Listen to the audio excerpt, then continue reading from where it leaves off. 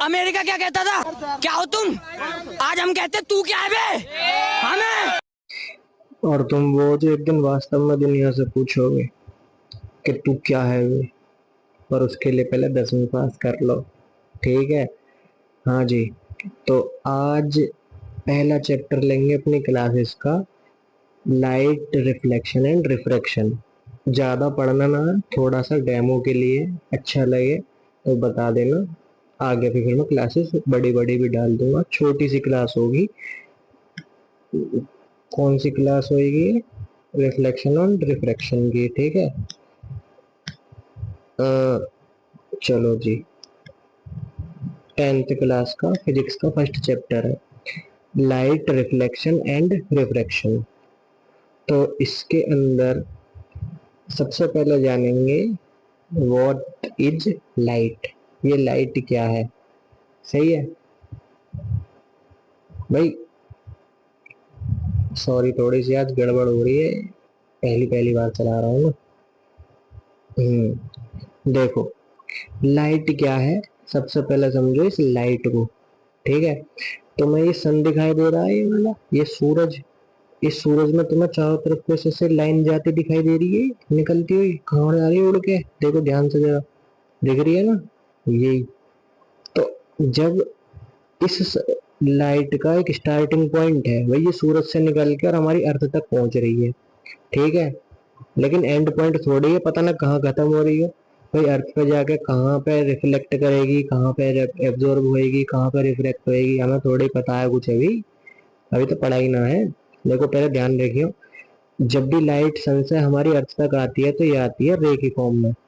पहली बात समझ में आई? लाइट जो सन से आएगी अर्थ तक, ये आएगी रे की फॉर्म में। ये लाइट है क्या? लाइट क्या है? लाइट क्या है? Light is a form of energy that enables us to see. हमें कोई भी चीज क्यों दिखाई दे रही है? इस लाइट की वजह से। आई बात समझ में? अरे आ गई। क्यों भाई, होशियार बच्चों, आ गई नहीं? सबसे पहली और प्यारी सी definition, light is a form of energy that enables us to see. ठीक? अब ये जब अर्थ तक आएगी तो आएगी किस फॉर्म में? रे की फॉर्म में। सही। और जब अर्थ पे आएगी और रे की फॉर्म में आएगी तो यहाँ पे तीन चीजें होंगी। जैसे ही अर्थ पे आके किसी भी सरफेस पर टकराती है तो सरफेस पे तीन चीजें होंगी। मान लो ये हमारी एक खिड़की है, ग्लास है ना। सबके घर में खिड़की होना है, वो कांच वाली ग्लास वाली खिड़की है। सही। तो जब कोई आदमी यहाँ से देखेगा तो उसे भी चमकती हुई दिखाई देगी। कोई आदमी अंदर बैठा होगा तो उसे अंदर भी रोशनी दिखाई देगी जाती हुई, और कुछ लाइट इसके अंदर भी जाएगी। तो देखो लाइट की तीन चीजें होंगी। एक तो होता है लाइट का रिफ्लेक्शन, जब कोई लाइट किसी सरफेस पर टकराई और टकरा के उसी मीडियम में कहीं लौट गई, हमें ना पता कैसे लौट रही है अभी। दूसरी चीज होगी, कुछ ऑब्जेक्ट होंगे जो उस लाइट को अपने अंदर एब्जॉर्ब कर लेंगे। और तीसरी चीज क्या होगी? एब्जॉर्ब का मतलब अंदर अपने ही सोख लेगा। और तीसरी चीज क्या होगी? रिफ्रैक्शन। जब एक लाइट यहाँ भी चल रही है भाई, अर्थ यहाँ सन से लेकर अर्थ तक पहुंची, चलते चलते फिर क्या हुआ?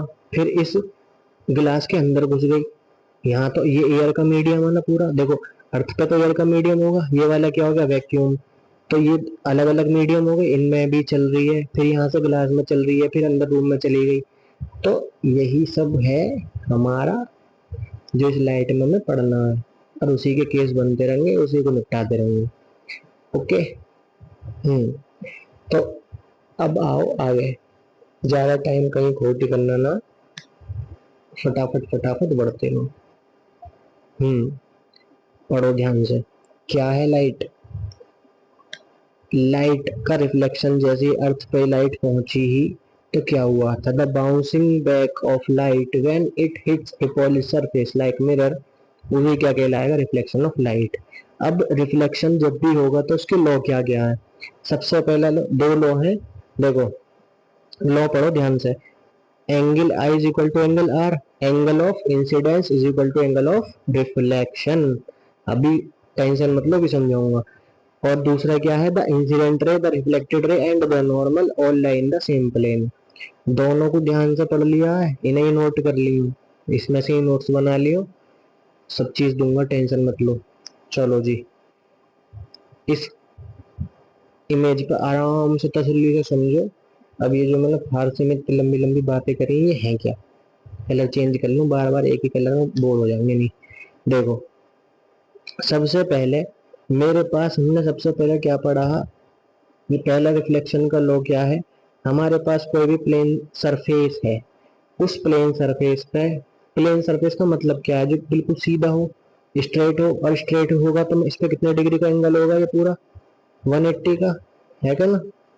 अब इस 180 का एंगल पे मान लो एक इंसिडेंट रे आई। अभी इसे रे क्यों बोला मैंने, तुम्हें पता है क्योंकि सन से इसका स्टार्टिंग पॉइंट है, लेकिन एंड पॉइंट पता ना, देखो यहाँ टकरा रही है, अब फिर पता ना कहाँ को भागेगी, लेकिन स्टार्टिंग पॉइंट पता है, इसलिए ये क्या है, इंसिडेंट रे। इंसिडेंट रे कौन सी होती है, आई आर, क्या है ये, इंसिडेंट रे, जो इंसिडेंट हो रही है, मतलब कोई चीज आ रही है, आने वाली किरण, किरण होती है रे।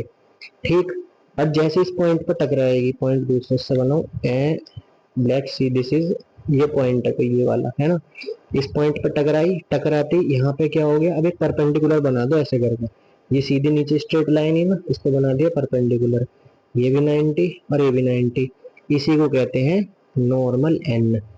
सही। अब क्या हुआ, जैसे इस पॉइंट पर टकराई, नॉर्मल बनाना यहाँ पे, ये इंसिडेंट रे आई, आते ही ये क्या हो गया, यहाँ से होकर गया इसका, टकराने के बाद मुड़ के इसी मीडियम में लौट गई, इसे कहते हैं जो रे ये जो लौटी है ये होती है आर एल, वो सॉरी आर आर, रिफ्रैक्टेड रे।